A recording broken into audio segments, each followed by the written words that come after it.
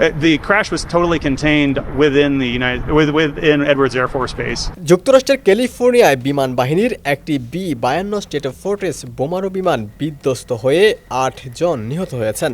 স্থানীয় সময় সোমবার দক্ষিণ ক্যালিফোর্নিয়ার এডওয়ার্ডস বিমান ঘাঁটি থেকে উড্ডয়নের কিছুক্ষণ পর দুর্ঘটনাটি ঘটে। বিমান ঘাঁটি কর্তৃপক্ষ জানিয়েছে, স্থানীয় সময় সকাল 11:20 দিকে বিমানটি বিধ্বস্ত হয়। দুর্ঘটনার পর ঘটনাস্থল থেকে আকাশে ঘন কালো ধোঁয়ার কুণ্ডলী উঠতে দেখা যায়, যা কয়েক মাইল দূর থেকেও স্পষ্ট ছিল। বার্তা সংস্থা এএফপির প্রতিবেদনে বলা হয়েছে, নিয়মিত পরীক্ষামূলক উড্ডয়নের অংশ হিসেবে বিমানটি আকাশে উঠেছিল। বিধ্বস্ত হওয়ার সময় এতে সামরিক সদস্যের পাশাপাশি সরকারি কর্মকর্তা ও বেসামরিক ঠিকাদাররাও ছিলেন। এডওয়ার্ডস বিমান ঘাঁটি লস অ্যাঞ্জেলস শহর থেকে প্রায় 95 কিলোমিটার উত্তরে অবস্থিত।